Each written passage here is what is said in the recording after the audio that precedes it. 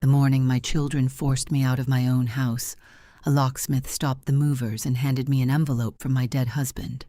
Across the front, Harold had written 7 words. Karen, open only if they make you leave. My oldest daughter read them over my shoulder. Then she went pale. Mom, Melissa said, what is that? I did not answer. Behind her, 2 movers carried my dining table through the front door. My son Grant stood beside a stack of boxes, directing them toward the truck. My youngest daughter, Tessa, was in the kitchen wrapping my dishes in newspaper. All 3 had spent months telling me this move was for my own good. They said the house was too large. They said I was forgetting things. They said living alone after my husband's death was making me withdrawn.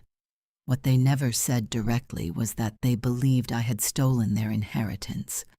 They thought I sold the lake house and hid the money. They thought I emptied Harold's retirement accounts. They thought I was punishing them because they loved their father more than they loved me. And until that morning, I had allowed them to believe it. The locksmith held the envelope toward me. His name was Paul Mercer. Harold had coached both his sons in high school. When did he give you this? I asked. 5 weeks before he passed. My chest tightened.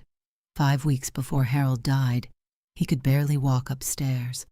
Yet somehow, he arranged this. Paul looked at the half-empty house. He told me to deliver it only if one of 2 things happened. Grant stepped closer. What things? Paul kept his eyes on me. If the house was sold without Karen's consent. The room went quiet.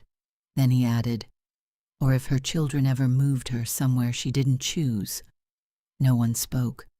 The old grandfather clock ticked in the hallway. Grant had placed a blue sticker on it. Blue meant storage. Red meant sell. Green meant one of the children wanted it. Apparently no sticker meant I was still allowed to own something. Paul handed me the envelope. I'm sorry, Karen. Melissa reached for it. Let me see. I pulled it against my chest. No. Her expression hardened. This is exactly what we've been talking about. What? Secrets. I almost laughed. For months, my children had held private meetings without me. They spoke to attorneys, contacted realtors, toured retirement communities. Then they arrived at my house with boxes and movers and told me not to make the situation emotional. And now I was the one keeping secrets. Grant pointed toward the envelope. Open it. No. Dad wrote it. He wrote my name on it. He was our father. He was my husband. That sentence still bothered them. Since Harold died, they spoke as if grief had given them equal ownership of our marriage. Dad wanted the lake house kept. Dad promised there would be money. Dad said the family would always be protected. 34 years of marriage had become 3 children's memories and 1 widow's suspicious silence. Tessa walked in from the kitchen. Her eyes were already wet. Mom, please don't turn this into another fight. I looked around. My photographs were gone from the walls. My clothes were packed. My furniture was marked with colored stickers. What part of this looks like my fight? We're helping you, she whispered. You hired movers. You agreed to look at Meadow Ridge. To look. You signed the papers. I signed a visitor sheet. Melissa sighed. Mom. No. My voice surprised all of us. Not loud, just finished. You came into my home. You packed my belongings. You decided what furniture I could keep. Then you told me I should be grateful because the apartment has activities. It's independent living, Grant said. I know. You'll have your own kitchen. I know. You keep acting like we're abandoning you. I never said that. His face softened. Then I said you were removing me. The softness vanished. Paul cleared his throat. I should go. Melissa stopped him. Did Dad tell you what was inside? No. Then why did he think we might force Mom out? Paul hesitated. That hesitation changed the room. Finally, he said, "Your father told me something families usually learn too late." "What?" He looked at me. "Sometimes the person everybody blames is the person who kept the records." Then he left. No one moved until the front door closed. I put the envelope in my purse. Melissa stared at me. "You're not opening it?" "Not with an audience. We're your family." I looked at the boxes. Today, that doesn't feel like protection. I walked upstairs and packed the things they had forgotten. Not because I agreed to leave, because half my life was already on a truck. People imagine betrayal as something loud, a slammed door, an affair exposed at dinner, a will read in a lawyer's office. But sometimes betrayal wears practical shoes. It brings boxes. It labels your furniture. It says, "This is for your own good." And because you love the people hurting you, sometimes you help carry the lamp. The place was called Meadow Ridge. That name made it sound peaceful. In reality, it was a brick apartment building across from a grocery store. The lobby smelled like coffee and artificial cinnamon. A woman named Denise handed me a welcome folder. "We're excited to have you," I smiled. People always smiled after someone else had already paid. My children rented a one-bedroom apartment on the 4th floor. The walls were beige. The carpet was beige. The curtains were beige. On the kitchen counter sat a framed picture of Harold and me. Our 30th anniversary. He wore blue.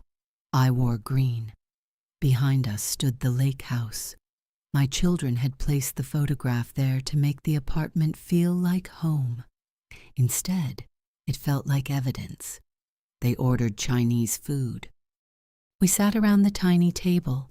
For 15 minutes, we pretended this was normal. Then Grant asked, "Where are the lake house sale documents?" There it was. Not loneliness, not concern, money. I put down my fork. "You moved me today." "This isn't about money," Melissa said. "Then why are we discussing money?" "Because you refuse to explain anything." The lake house sold. For $640,000. Yes. Dad wanted us to keep it. He said many things. Tessa looked hurt. "You always say that." "Because it's true." "Why are you so angry at him?" I stared at her. "I'm not. You talk about him like you are. How should I talk about him? Like you loved him." Something cold moved through me. For 14 months, everyone measured my grief. I did not cry enough at the funeral. I answered sympathy cards too quickly. I donated Harold's medical equipment 2 weeks after he died. I stopped attending church because people watched my face whenever someone mentioned him. Apparently, if a widow did not perform pain correctly, bitterness must have replaced love. "I loved your father for 34 years, I said. Grant folded his arms. "That isn't an answer."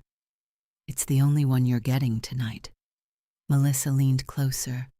"Where did the money go?" "You think I stole it." "I didn't say stole. You said hidden. That's different."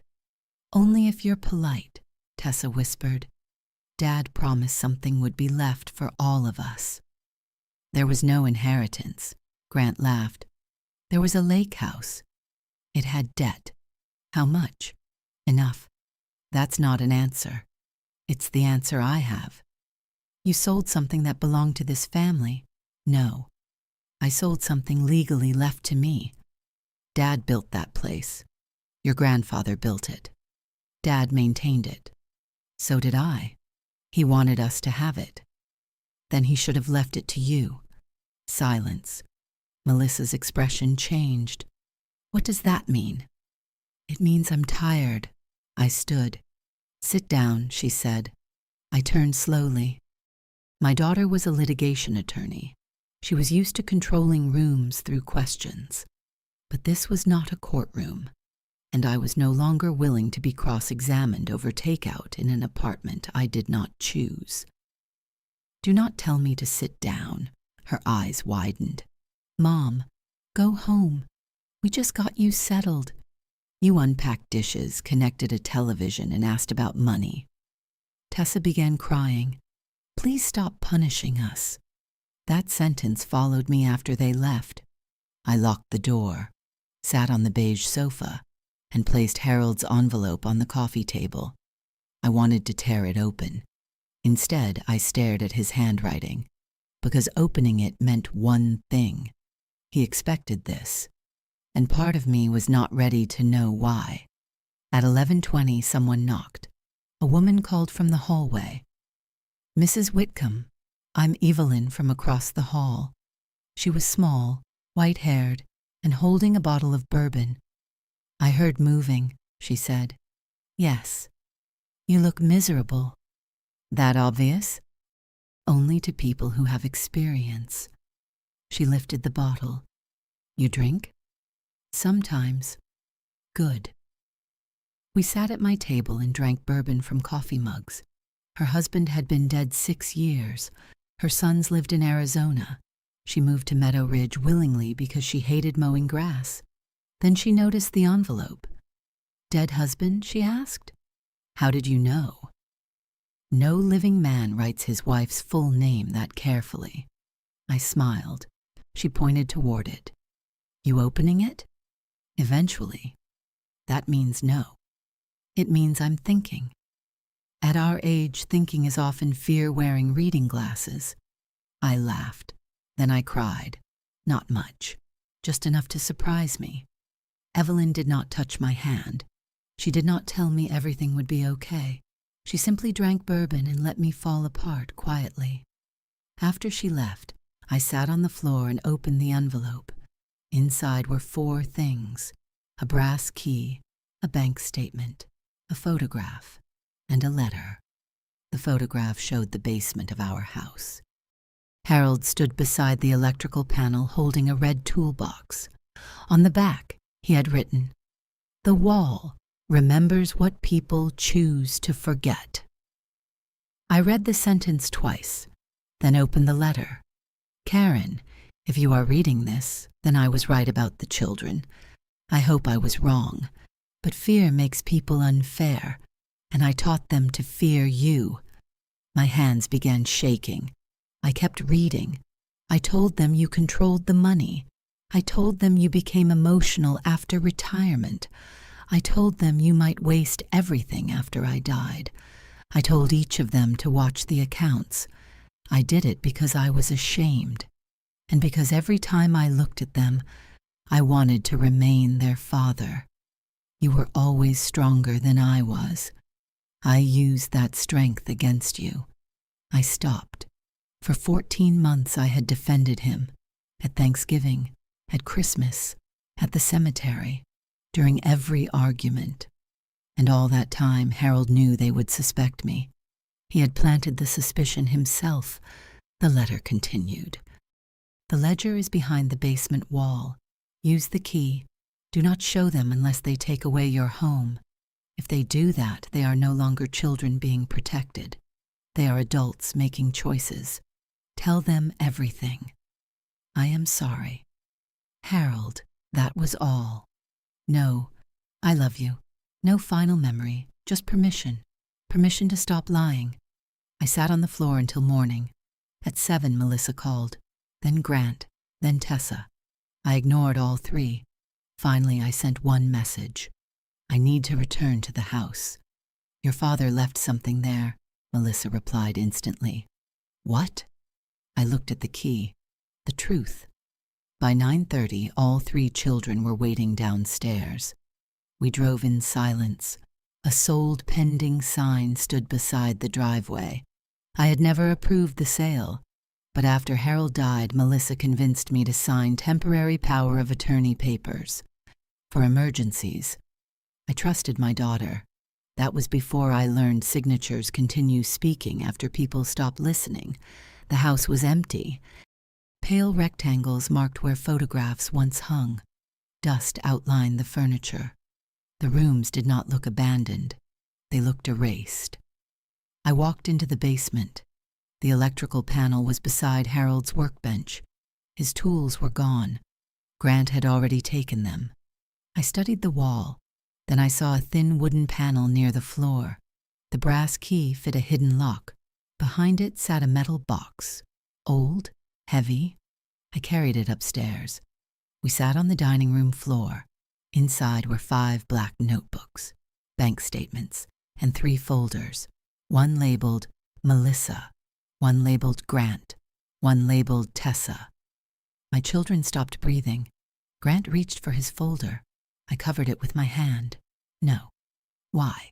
Because first you listen. Melissa crossed her arms. We've been trying to listen for a year. No. You've been trying to confirm your suspicion. That isn't fair. Neither is moving a woman out of her house because she won't answer questions the way you want, Tessa whispered. Mom. I opened the first notebook. Your father lied. Grant stood. Don't. 1 sentence. That's enough. You haven't heard it. I know where this is going. No, I said. You don't. His face reddened. Dad isn't here to defend himself. Neither was I. Silence. I opened Melissa's folder. 11 years ago, during your first year of law school, you lost your scholarship. Her face changed. That's not true. You stopped attending classes after an accident. Grant looked at her. What accident? Melissa went pale. Nothing. I pulled out a settlement agreement. Her eyes filled. Where did you get that?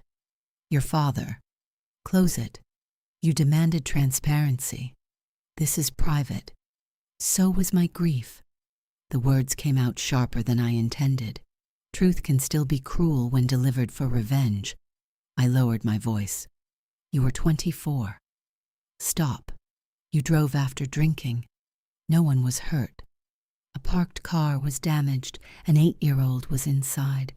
He had a bruise. He had nightmares. Melissa looked away. Dad handled it. Yes. He said insurance paid. No. I placed the records on the floor. Your father withdrew $88,000 from his retirement account. He paid the family. He paid your attorney. Then he helped cover tuition after you lost your aid. I paid loans. Some. She stared at me. You knew? Yes. For how long? Since the week it happened. Her expression broke. You never said anything. You asked us not to. No. Dad told me you didn't know. I closed my eyes. Of course. Harold saved her, then protected her from my disappointment by removing me from the story. I opened Grant's folder. He immediately said, no. You wanted to know where the money went. Not like this.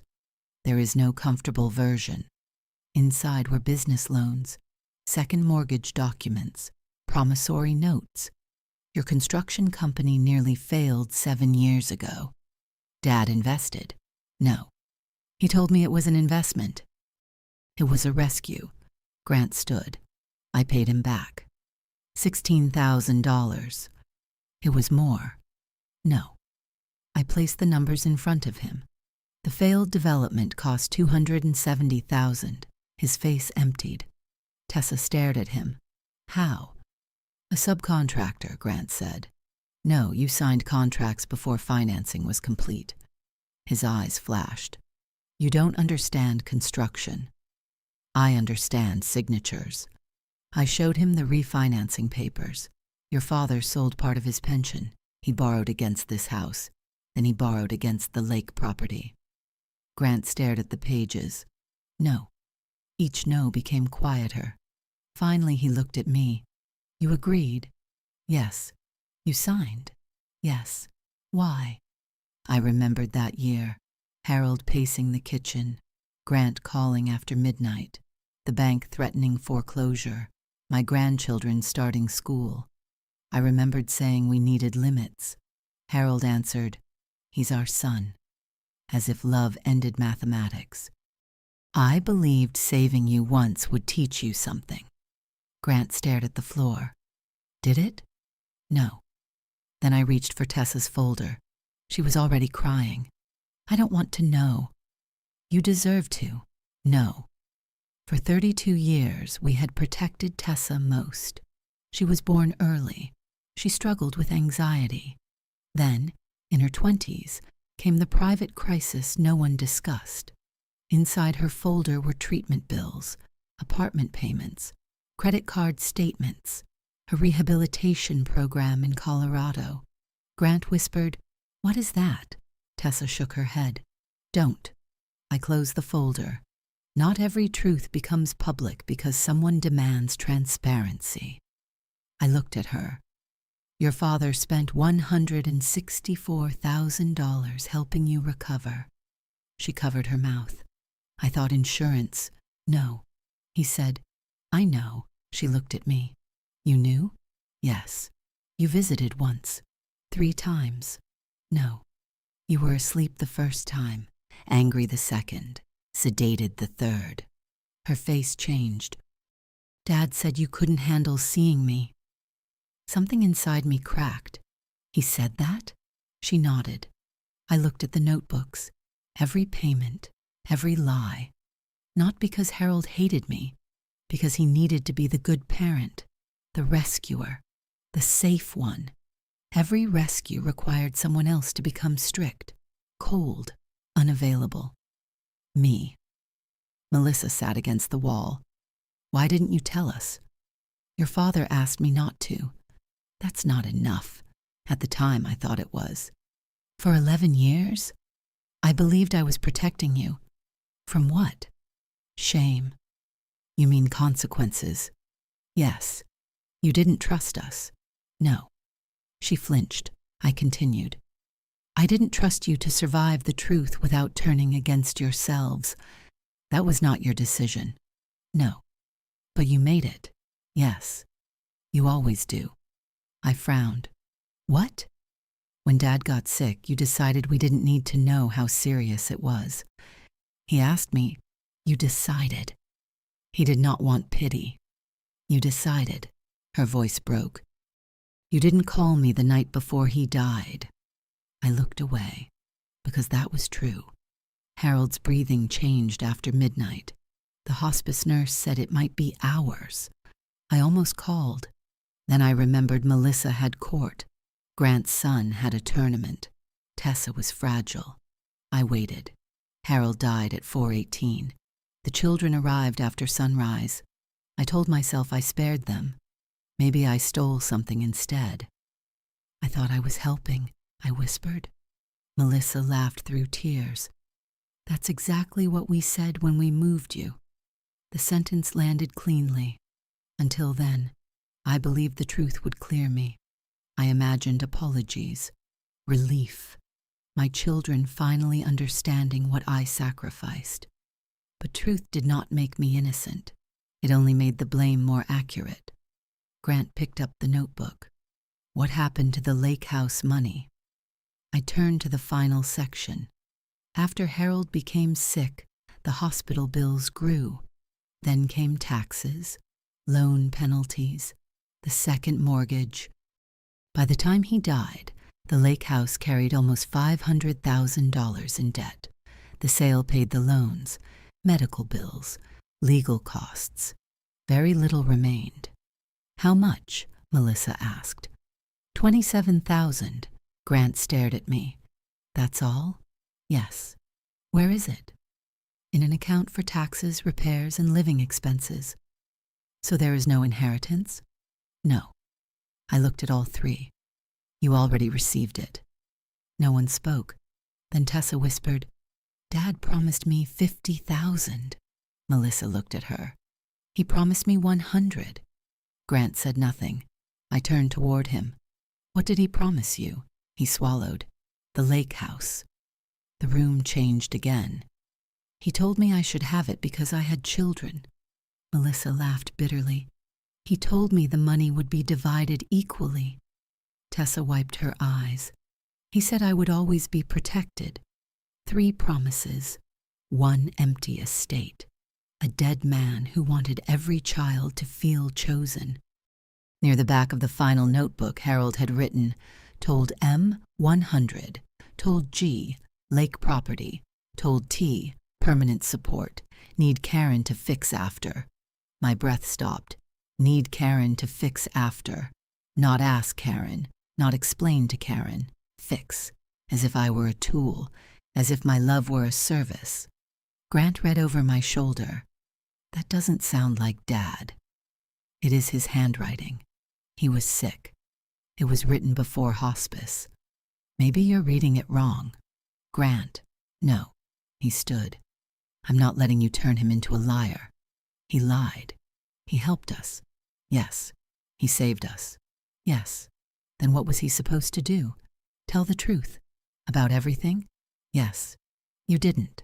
That stopped me. You signed the loans," he said. "Yes." "You agreed to hide everything." "Yes." "You let us believe things that were not true." "Yes." "So why is this all Dad?" "It isn't." Silence. That answer surprised him. "I was part of it," I said. "I told myself silence was love." Melissa stared at me. "It wasn't." "No. It was control." "Yes." "You decided what we could handle." "Yes." "And now you're angry because we decided what you could handle." I had no answer. We stayed in that empty house for 3 hours. We read documents. Not all of them. Some wounds still deserved doors. At noon, Melissa called the realtor. "Cancel the sale."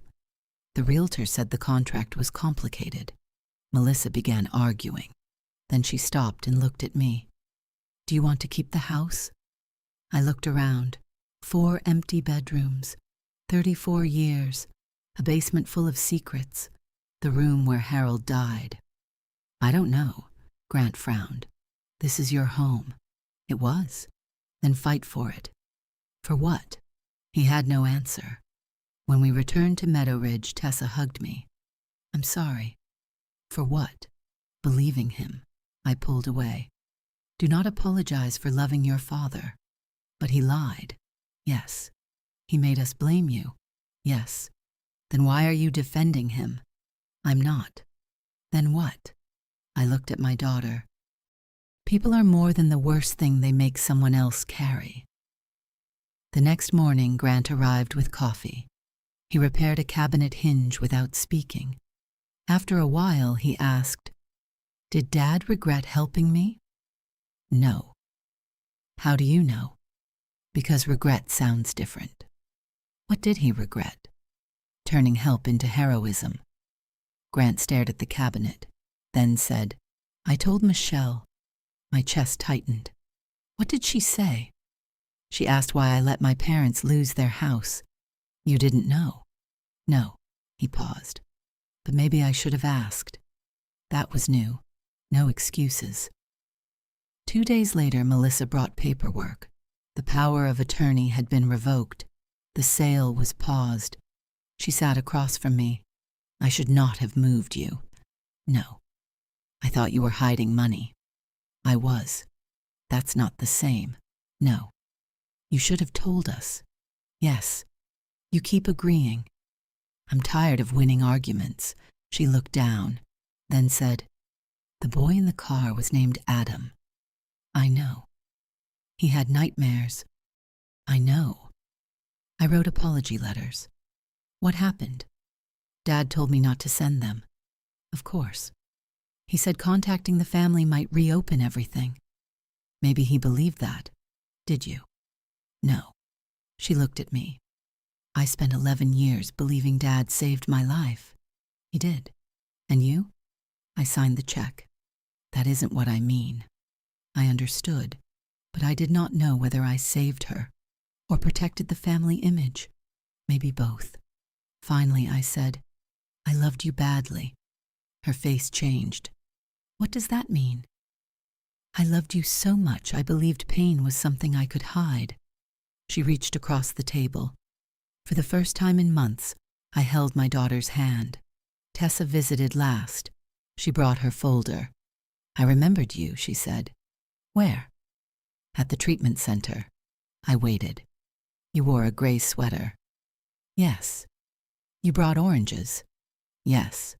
I threw one. Yes. You cried in the hallway. I looked away. I heard you. My throat tightened. Dad said you left because you couldn't stand seeing me. No. You came back? 3 days later. He said you didn't. I did. Why didn't you tell me? You were trying to recover. That answer again. Yes. She placed the folder on the table. I don't want this. You should keep it. No. It is your version of my history. She was right. What do you want? To remember on my own. All right. Before leaving, she turned. Did you ever resent us? Sometimes. Her face changed. I resented being afraid that helping one child meant failing another. She nodded, then asked, Did you resent Dad? I looked at our anniversary picture. Yes. For lying. For being loved so easily, she sat again. Your father entered rooms and made people feel important. He remembered names. He gave speeches. He told everyone yes. You didn't like that? I loved it. Then what? I handled the cost. I looked at the photograph. He promised because promises made people feel safe. Then I figured out how to pay for them. Was he bad? No. Was he kind? Yes. Can both be true? Yes. She thought for a moment. Did he love you? That question hurt more than it should have. Yes. How do you know? I looked around the beige apartment, at the letter, at the ledger, at the life he left me to explain. I don't know, I said. 3 weeks later, Meadow Ridge hosted a holiday dinner. Evelyn forced me to attend. My children arrived unexpectedly. All 3, with spouses, grandchildren, food, noise. For 1 hour, we acted normal. Then my grandson asked, Why does Grandma live here? Everyone froze. Grant said, Grandma wanted something smaller. I looked at him. He looked ashamed. Grandma is deciding, I corrected. The boy nodded. Children accept uncertainty better than adults. After dinner, Melissa gave me a folder. Inside were 4 options. Keep the house, sell it, rent it, transfer it. No recommendation, no pressure. You decide, she said. Those words felt unfamiliar. What do you want? Tessa asked. I thought about the house, the porch Harold built badly, the basement, the lake photograph. I want time. Melissa nodded. Okay. No one argued. That was the first real gift they gave me. Time. In January, I returned to the house alone. The sale had been canceled. There were fees, penalties. I paid them. Not because I decided to stay, because I wanted the decision returned to me. I opened Harold's closet. Behind his winter coat, I found 3 wrapped Christmas gifts, 1 for each child. He had purchased them before he died. Melissa received a fountain pen. Grant, a measuring tool. Tessa, a silver bracelet. Each gift included the same kind of note. Proud of you. Love, Dad simple. Clean. No apology. I sat on the closet floor and became furious. Not quiet grief. Not controlled disappointment. Fury. He left them love. He left me the ledger. Even in death, I carried consequences while they inherited comfort. I threw the bracelet. It struck the wall. Then I screamed. You should have told them. The empty house returned my voice. You should have let them be angry at you. Nothing answered. You should have been brave. Then I cried until my chest hurt. The next morning I called my children. They arrived together. I gave them the gifts. They cried. Then I handed them copies of every notebook. All of it? Melissa asked. All of it. Why? Because I am finished managing your relationship with your father. Tessa held the bracelet. He loved us. Yes. He lied. Yes. Can both be true? Yes. She nodded. That was enough. In March, I sold the house. My decision, not theirs. A young couple bought it, 2 children. During the closing, the woman asked whether I had raised a family there. Yes. Was it hard to leave? Yes, she smiled. Any advice? I looked at her children. Do not promise people things because you are afraid they will stop loving you. She laughed politely. She thought I was joking. I was not. The sale left enough for a small townhouse, nothing extravagant, but mine. Evelyn complained, "You're leaving me. You hated everyone when I arrived. I hate people selectively." I promised to visit. This time, I packed my own boxes. I chose the furniture. I kept one bookshelf, not because space required it, because I wanted one. Grant carried in the grandfather clock. Storage? He asked. No. Sell? No. Then what? I touched the wood. Mine. He smiled. Melissa hung photographs. Tessa unpacked dishes. At sunset, we sat on the floor eating pizza. No one discussed inheritance. Then Grant said, "I used to think Dad was the strong one. He fixed everything." "No," Melissa said quietly. "He moved everything." Tessa looked at me, and Mom carried it. I should have felt vindicated. Instead, I felt tired. "Stop." They looked surprised. "Do not turn me into a saint because you lost one." Silence. I made mistakes too. "We know," Melissa said. That answer made me laugh. Then all of us did. Not because anything was funny, because sometimes forgiveness begins when everyone stops auditioning for innocence. A year after Harold died, we visited his grave. Melissa brought white roses. Grant cleaned the stone. Tessa wore the bracelet. For a long time, no one spoke. Then Grant said, "Dad, you really messed this up." Melissa laughed. Tessa cried. I stood behind them. Their father was still loved, not perfectly, not blindly, but honestly. Maybe that was better. Before we left, Tessa asked, "Do you forgive him?" I looked at Harold's name, at 34 years compressed into 2 dates. "I don't know," she nodded. For once, nobody asked me to decide faster. We walked away together, and for the first time since Harold died, my children did not walk ahead of me. They stayed beside me, not because I was weak, not because I needed supervision, because they had finally learned that carrying someone is not the same as listening to where she wants to go. My children believed I stole their inheritance. The truth was harder. Their father had spent it loving them, and I had spent years paying the cost of making his promises look possible. I won back my home, then chose to leave it. I cleared my name, then admitted where I had failed. My children stopped calling their father a saint, but by then, I no longer needed them to call me innocent.